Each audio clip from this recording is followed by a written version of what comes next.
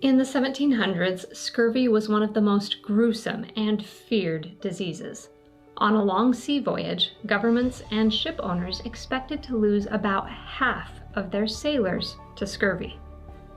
The disease caused people to feel tired and weak while experiencing severe joint pain, bleeding gums, and bruised skin. What was the cause of this mysterious illness, and why did it affect sailors so much?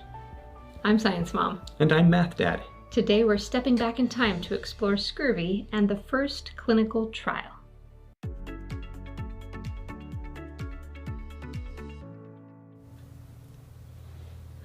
Good afternoon. I see Maddie in Massachusetts, Abel Fleck, William Whitman watching from Minnesota. Hello to AJ who is watching from Earth, and to Matthew and Christina watching in Gambia, West Africa. We are happy to have you here with us today to explore the topic of scurvy and clinical trials. So looking at those pictures in the intro, Science Mom, this seems like a pretty serious disease, scurvy. Scurvy was a terrifying illness, and back in the 1700s, it was really common on sailing voyages, but it would also affect people in the winter time. So especially people who lived in poverty in the winter, sometimes they would get sick with scurvy. And at the time, nobody knew why. There were a lot of different theories about the cause of scurvy, from things like too much exercise to too little exercise to sea air. Lots of wild theories, but nobody really understood what it was that caused this disease. But when people got sick with scurvy, their bodies would start to fall apart. They would have terrible bruising and bleeding. Their teeth would fall out. It was really painful. They would get very tired. So what was happening? Must have been the ocean out to get them. It was not the ocean out to get them, and people started to figure out that it had something to do with diet. Because if sailors were sick with scurvy on a sea voyage, when they got to land and started living on land again, they would almost always recover if it hadn't gone too long. So there was a doctor named Dr. Lind, and he had the advice that if sailors were sick with scurvy, they should either get lemons, seawater, vitriol, which was actually a mild concentration of sulfuric acid, not recommended, or vinegar. And when he was on a ship and some sailors got sick, he did something unusual. He set up an experiment. I say it was unusual for the time. And I want to know, what would you do if you were in the same situation? You wanted to know which of these actually worked. Well, I can tell you what James Lind should not do. Well, I don't know. If he wants to learn, he shouldn't do this. Just give him all 4 cures at once. Maybe it would help to cure them, but then at the end, I think the problem would be you wouldn't actually know which one of those was effective. That's right, you wouldn't. So if he said, okay, everybody is going to get lemons, seawater, vitriol, and vinegar, and if they all got better, you wouldn't know if it was the vinegar that worked or the lemons. So what he did was to set up an experiment, and some of the sailors got lemons, some got seawater, some got the vitriol, and others got vinegar. And within just a few days, it was really clear that the sailors who were eating lemons were recovering much better than anybody else. That's lucky, because those are the tastiest options there. Those definitely are the tastiest options of all of the possibilities. And you might think that this was like the end of scurvy. We figured out, aha, lemons, which contain vitamin C, can cure scurvy. But that was not the case. James Lind didn't actually even realize the significance of what he'd discovered, and it was several years later that we realized that scurvy was caused by a lack of a vitamin. Well, it wasn't even until 1933 where we isolated vitamin C and knew what it was.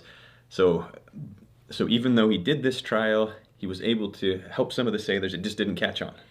For a couple of reasons. One problem was he realized that there was a potential for lemons to be a cure, but then lemons don't keep for months and months on a ship. And so he took lemon juice and boiled it down to make a paste, but in the process of boiling it down to make the paste, he actually inactivated the vitamin C. Oh no! It didn't work. So there were a few little hiccups and problems, but this is usually recognized as the first clinical trial, the first study done to see if a medicine actually worked. Now let's talk real quick about vitamin C, because this is kind of a cool thing. Vitamin C is something that you and I absolutely have to eat. If we don't have vitamin C in our diet, then we will develop scurvy. It takes several months for that to happen, but this vitamin is used by your body to make collagen. And collagen is the most abundant protein in your body. It's in your skin, your bones, your muscle. It's all throughout your body. And if you don't have collagen, if you can't make it, your body literally starts to fall apart. And we need that vitamin C to actually make the collagen? You do. And we're going to do a little test to see which foods have vitamin C using iodine. Iodine is a really cool element because it's an indicator element. It will change color depending on what it binds to. If it binds to starch, it turns a dark purple. And if it binds to vitamin C, it turns clear. No messes, science So mom? I put the vitamin C tablet in here. Now I'm going to screw on the lid. Don't worry, Mafdad, I won't make a mess. Okay. Watch closely what happens when I shake this. Whoa. Totally went clear. You see that? It went completely clear. And now you can see the tablet down here. Do you think we'll see the same effect with lime juice? Oh, and the bottle is invisible because it's green. Whoa. This ghost lime juice. All right. It's not really ghost lime juice, it's regular lime juice, but because we're behind a green screen, it's invisible. Oh. There we go, it's working. We're seeing that same color change because the lime juice contains vitamin C. So this one's still a little yellow though. It is. It doesn't have as much vitamin C as the tablet, but it still has some. Now we're going to test a few different foods, and I would love to hear your predictions. If you're watching the recording, you can just say it out loud. If you're watching live, you can type into the chat. We're going to test 3 things. First, the vitamin C tablet, which you know works, but then bell pepper and cauliflower. Ooh. So type yes if you think they will cause a color change, and no if you think they will not. Oh, that's all right. We're starting the video over. That works. Okay, so bell pepper, it's not a citrus fruit. So whoa. It does. It caused a really good color change. What about cauliflower? Well, Colorado, it's definitely not a citrus fruit, but wait a Ibrahim minute. said yes. William said yes. Everybody was saying yes on cauliflower. They were correct. Okay. All right, there's our lime juice. Limes we know will work because they have vitamin C. Vinegar? Ooh, maybe? No. The vinegar did not work at all. What about a banana? Well, bananas do they have vitamin C? The banana was so starchy, it floated on top. So then I had to get a knife and stir it up. Watch closely to see what happens with the color. Okay. Well, that's not working. What? It has more starch than vitamin C, so it's turning purple. Oh. And then if I stirred the lime one up, then we got a complete color change on the lime. It turns out with vitamin C that we usually think of this as being something that we have with citrus fruits like lemons and limes and oranges. And those do have vitamin C, but there's several other foods that have more. And one of them is peppers, which we'll see in just a minute. But first, fun little fact here. You've got to tell me, Math Dad, is this fact or fiction? Dogs and cats don't need to eat vitamin C because they can make it. Well, that's like a superpower that they would have that we don't have. But at the same time, I've never seen a dog or cat eat an orange. What does the chat say on this? They're carnivores, right? A dog and a cat can live on a diet of just meat. Are they eating other things that have vitamin C? Well, it turns out animal products like meat do not contain much vitamin C at all. This is true. And I see Cambria says, fact, I have a cat. This is true.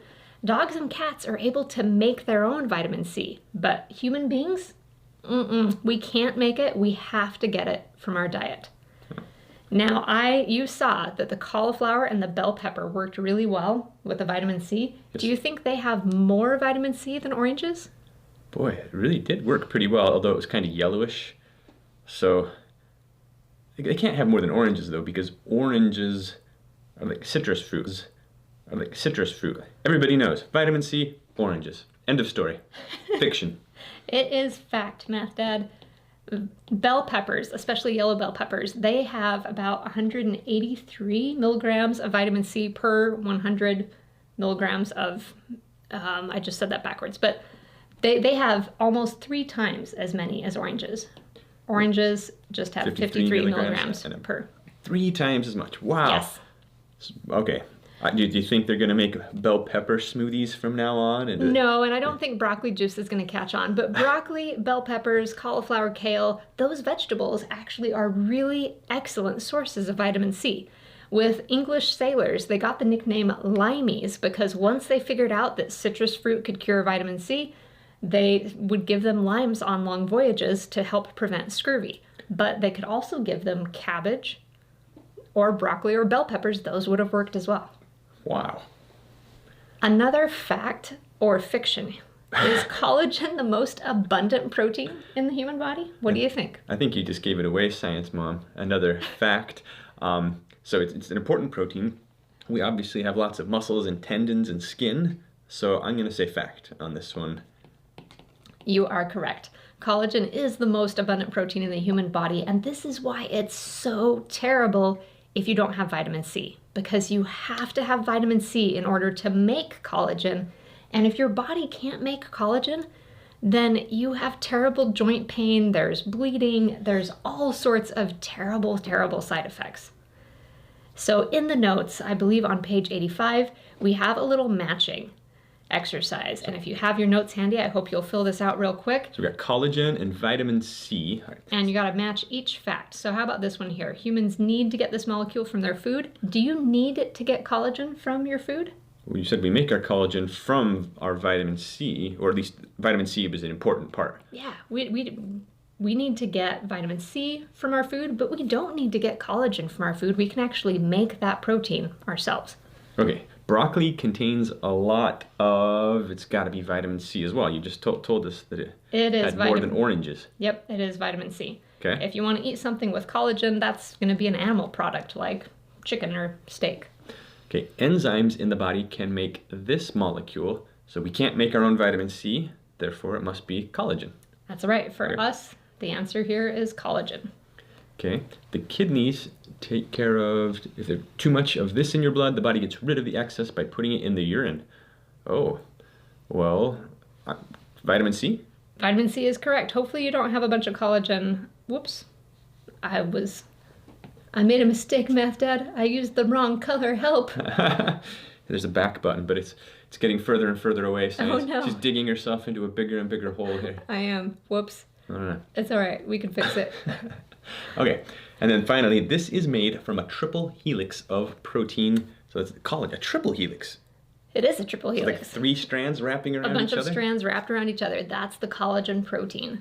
Now, vitamin C is a vitamin that sometimes people will say, oh, you should take twice as much as is recommended, or you should take 5 times as much as recommended. And too much of anything is too much. Remember, it's the dose that makes the poison. So with vitamin C, if you have too much, most of the time your body can handle that and just get rid of the excess by putting it in the urine, but you don't want to have 5 times more than the recommended amount. All right.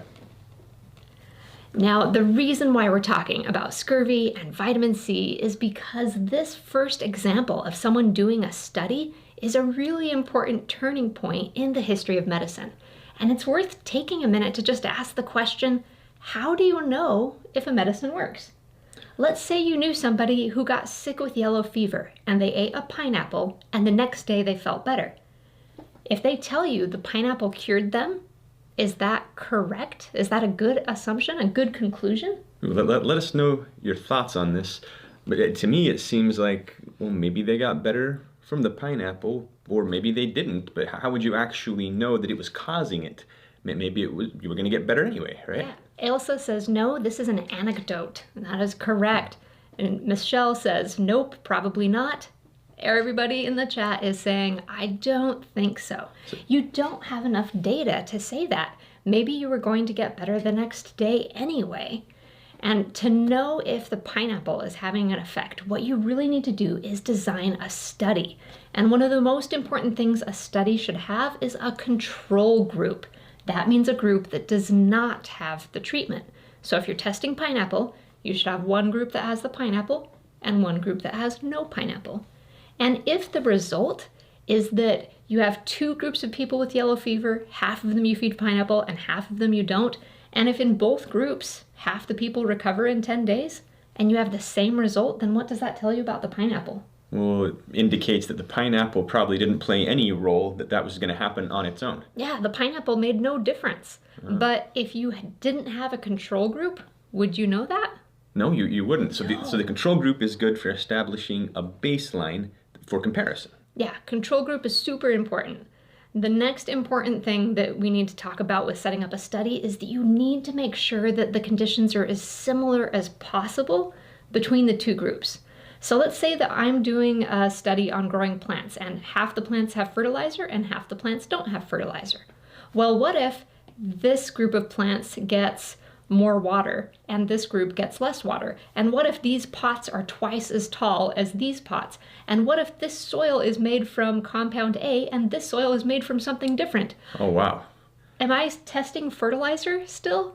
Boy, you'd have a hard time drawing any conclusions there because you changed multiple variables at once. I changed way too many things. And if these plants grow better, I'm not going to be able to tell if that was because of the fertilizer or the water or the size of the pots or the soil. I've got too many things that were changed. Okay, so you're saying if we want to test some type of medicine, we would want to make sure that was the only thing that changed. The only thing that changed, yeah. In this example with the pots, if I want to test fertilizer, I want to make sure that the water, the soil, the size of the pot, the temperature, and the light, I want everything to be the same except for the fertilizer. That's what you need to do when you're setting up a controlled trial or a study.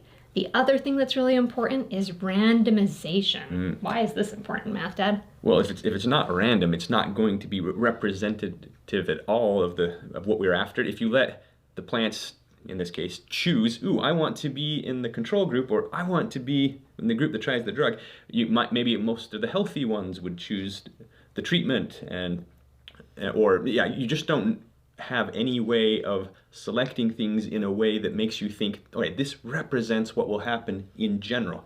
I would say this is the most important detail. So if you want to do some statistics with this data when you're done, and if it wasn't randomized in the first place, you're not going to draw any good conclusions. You can't study it well. That's right. And bias will be in the study if it's not random. So that's a big, big deal. Want to avoid bias whenever we can. And the next thing that's really important has kind of a crazy story about the way it was discovered. So a placebo is a treatment that has no effect. And you might be thinking, wait a second, why would we want a placebo? Well, let's tell a quick story. If we go back into the 1950s, there was a surgeon who was working in a medical tent where wounded soldiers would come. And when the wounded soldiers came into the medical tent, he would give them a shot of morphine, which is a pain reliever. But one day, he ran out of morphine. So Henry Beecher had no more morphine, but there were wounded soldiers who were saying, please, please do something for the pain. He felt really bad, and he said, well, you know what? I'll just give them a shot of saline solution. Saline solution is harmless to give. It's just, a water basically, water and some salts. It's what you will get if you go to a hospital and you're really dehydrated. They'll give you an IV of saline solution to help you get hydrated again. So he would just give a shot of saline. And as he was going around giving the shot of saline, guess what all of the soldiers said? They said, where's the morphine? No, they said, thanks so much. That really helped. I don't feel pain anymore. Oh. And he documented this and wrote about it, and he called it the placebo effect. He said that just because they thought they were getting a shot, they had less pain. And this is essentially the placebo effect. If you think something will help you feel better, then it will. Okay, so that's absolutely amazing that just by expecting a result, that they were able to actually experience the result. Yeah, this is something that we're all susceptible to. It's just part of our psychology. If we think something will help us feel better, it will. So in that case, they were injecting something in a needle. If in James Lind's case, going way back to the scurvy trial, he didn't actually have a placebo group. He didn't really have a control group, but he was giving everyone some substance, right? Yeah. So in some sense, the ineffective ones were like a placebo. Yeah. So when you're designing a study, like let's go back to that pineapple example. If you want to say, okay, does pineapple help people get better when they get sick? The best way to do that study would be to have maybe the pineapples in a pill, and some people get the actual, this contains pineapple, and some people get a pill that does not contain pineapple. because then the people wouldn't know if they were getting the treatment or not. That's the strongest way to do a study. And if the people don't know what they're getting and the people administering the test also don't know what they're getting, we call that double blind. Ooh, because they're blinded to the truth of whether or not yes. They're doing the real treatment or the placebo treatment. So the control group is the one that gets the placebo treatment. Yep. Yeah, okay, so that makes sense. And the cool thing about the placebo treatment is it can be pretty powerful. You're almost always going to get better results with the placebo than if you do nothing at all. And it's even true that the more outlandish the placebo or the more effort that it takes to do, the more likely you are to receive benefit from it. So 2 pills is often going to be more effective than just giving 1 pill, even though the pills don't actually have any active ingredient to bring about the change. Yeah, it's super, super interesting. If you ever want to research this topic more, I highly recommend it. There's lots of interesting stories here.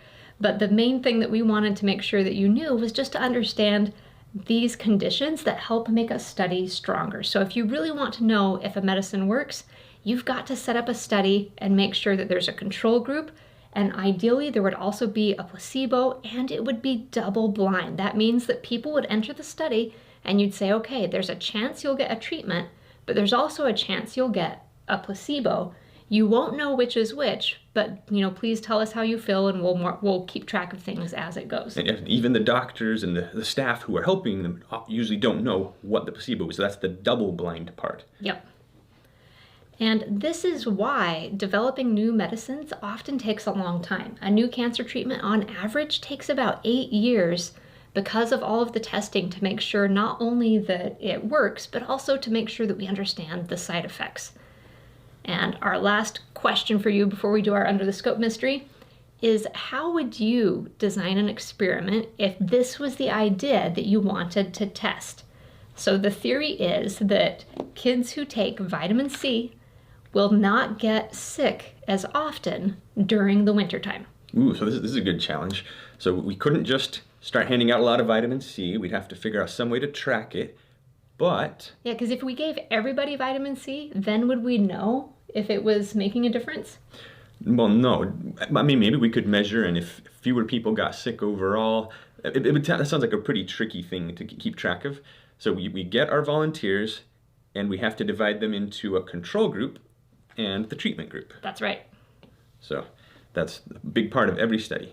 Okay, so now that we have them divided, control group and treatment group, we have to make a placebo.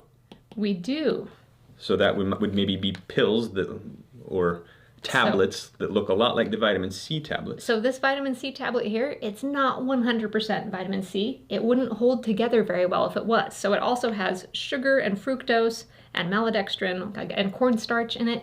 So we would make another tablet that just had cornstarch and sugar in it. That would be our placebo. And then we'd say, okay, half of you are going to get vitamin C, half of you are going to get our sugar and cornstarch thing. But we wouldn't tell them which one they would get, so the tablets would look identical if we could. And not only that, we would try to have the people administering it also not know. So that would be the double blinding part. And then we'd have to record the results, and hopefully we would have enough data in one direction or the other to see the truth of this claim. And here's the interesting thing about vitamin C. You'll often hear people say, like, oh, if you're sick, you should take vitamin C. It will help you get better. And certainly vitamin C is essential. And if you don't have enough, you'll get scurvy and everything will be terrible. But when they've done careful, controlled studies looking at vitamin C, it doesn't look like it has a strong effect. You need to have enough of it, but if you have extra, does that make you so you don't get sick? No, not really. But if you think it's going to help you not get sick, then will you feel a little better and maybe not get sick as often? Possibly. So, because of the placebo effect. Yeah. It's kind of an interesting thing. Really cool effect. And you can get benefit from things that it wouldn't be so beneficial if you didn't think they would be. All right, we have an Under the Scope mystery and then some poll questions. All right, so our Under the Scope mystery was sent in by Paige and Kylie. So what is it that we're looking at here under the microscope? Let us know in the chat. This one's a really hard one, Science Mom. I don't think they're going to get it. This one is a tricky one. It's a really cool shot. Definitely, it looks a little whitish. We've got frog egg, a grub, a marshmallow, a tooth, an egg. I'm seeing several guesses for root, tooth, caterpillar, water drop, Jellyfish. All right, let's find out what it is. Okay, so what we're seeing there is actually It's part of a jawbone. It's from an owl pellet. So owls, when they eat a mouse, they will digest the body and then they'll cough back up the hair and the bones, which were not as easy to digest. So is that collagen we're looking at there then? There is some collagen there, especially kind of around like the hairs and the tissue connected to the jawbone, yes. Ah, well, cool. It's time for our polls. Head over to idlepool.com/sciencemom/live and let's do this. So for our first question, who is credited with carrying out the first controlled clinical trial? Is it Alexander Fleming, Benjamin Franklin, John Snow, or James Lind? They'll have to have been listening carefully to know the answer to this. And then we had a good question about what happens if you get too much vitamin C. And to a point, your body can get rid of it by getting rid of it in the urine. But if you have way too much, it can cause a bit of a rash and some, just uncomfortable, some nausea and some other symptoms. Yeah, you probably have to work pretty hard to get too much though. Yep. Okay, I'm seeing one category dominate here, Science Mom. And I'm seeing the right answer dominate the chat as well. They know this one, Math Dad. Good job, Unbeatable Science Kids. James Lind was the name of the doctor who first successfully treated scurvy. I wish he had shared his results a little more widely. And realized what he had discovered. Okay. The most abundant protein in the human body is it keratin, collagen, hemoglobin, or insulin? We've heard of all four of those different proteins, but which one is the most abundant? What do you think, Kaladin? Kaladin thinks that he was asleep, and I picked him up, and he's like, oh, I'm ready to go back asleep. Not sure what he thinks of being in front of the bright lights, but 44 different people think the same thing on this one. So I'm not going to drag this out. 53 votes now. Good job, everybody. The answer is collagen. That is the most abundant protein in the human body. And most animal bodies as well. And that was the protein that was being affected so much by the lack of vitamin C. Yes. Select each true statement. Placebo treatments typically outperform no treatment. Using a placebo is unethical because it requires doctors to lie to patients. Placebos can only be used for trials on medication that a patient eats or drinks. Or the more dramatic the placebo treatment, the larger the effect will typically be.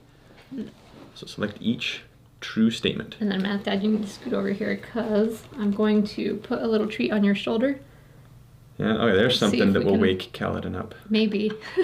No, he looked at the treats on the table and he's like, if I'm cute and I just look there, I know Science Mom will get me one. She's a pushover, Kaladin. You know it. Right, up here, puppy, up here. Can you get it? 4 different statements. Only select the true statements. He looked at it and he was like, no, too much work. Okay, Science Mom, I see 2 categories dominating here. Let's see if those 2 happen to be correct. Yes, good job, everyone. Well done. So, placebo treatments do typically outperform having no treatment. Option B, so using a placebo is unethical. So that's not true. When people go into studies, they know one way or another that they know there's a chance that they could get a placebo. Yeah, so that's all said up front. They don't know during the study whether they had it or not, but they find out at the end. That's right. Okay. Scurvy is caused by an inability to process vitamin C, lack of vitamin C in the diet, lack of exercise, or a genetic mutation affecting collagen. What causes scurvy? What do you think, Kaladin? I thought my theory about the ocean causing it was good. It's like, stay away, sailors. What about the poor peasants who got it in the wintertime, though, who lived inland? Well, the ocean it exerts an influence over the land. It's pretty big if you don't know science, Mom. Don't listen to Math Daddy's trying to lead you astray. There is a clear favorite here in the answers. Okay, if they're so confident, let's see. It is Yes. a lack of vitamin C in the diet. And that's why when sailors changed their diets to include vitamin C-rich foods, in particular limes or lemons, then they fared a lot better. And Shadowmation has a good question. Why can't we make vitamin C? Especially when dogs and cats and other mammals can. It appears to be because of a mutation. And the machinery used to make vitamin C, we don't have that machinery. The gene that makes it is mutated. And guinea pigs, interestingly, they have the same mutation that we do. So guinea pigs, if you feed them just old dry food but no fresh food, they can develop scurvy. They have to have fresh fruit in their diet. Oh, really interesting. True or false, the body can naturally produce vitamin C if you get enough sunlight. Oh, I think I just gave away the answer to this one. Sorry, Math Dad. I'll keep you around anyway, Science Mom. All right. Yep. Unbeatable Science kids know this one. We wouldn't have this problem if they would stop listening so well. Go ahead and reveal the answer. This is false. It is vitamin D is the vitamin that you need to have sunlight for. So with vitamin D, either your body can make it itself if it's exposed to sunlight, or if you are not exposed to sunlight, it's important to have a multivitamin or to have it supplemented in your diet, eat fish or things like that. All right. They successfully defeated me here, Science Mom. So I've got a video here on the importance of punctuation. Math Dad forgot to punctuate his sentence. Here's what happened next.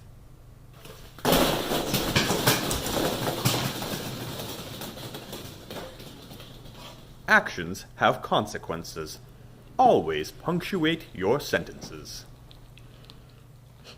And there you have it. Make sure you end sentences with the appropriate punctuation. Of all the videos that we filmed, this was definitely Kaladin's favorite. He ran around like crazy, chasing all the balls as we were trying to pick them up. Balls. One other quick question I saw that I wanted to answer. Where is the appendix to print out the most wanted microbe posters? It's at the end of the notes. So in that big PDF document that has the notes for class, just keep scrolling down around to page 112, I believe. You will find that template. But you can also make your own template if you would like. You don't have to follow the exact format we did. Well, now we know what caused scurvy and how it was resolved, and we also have learned about how they set up clinical trials. And this is, sometimes we know things, I listened to my doctor. Well, how does the doctor know? Well, because they've set up these rigorous clinical trials, that lots of consulting, lots of smart people thinking about ways to design things so that they could make solid conclusions, because those doctors really do want to help us. Yep, and next week we'll be learning about some diseases that used to be a big problem but aren't around any longer, thankfully. Work hard, grow smart, and we'll see you next time.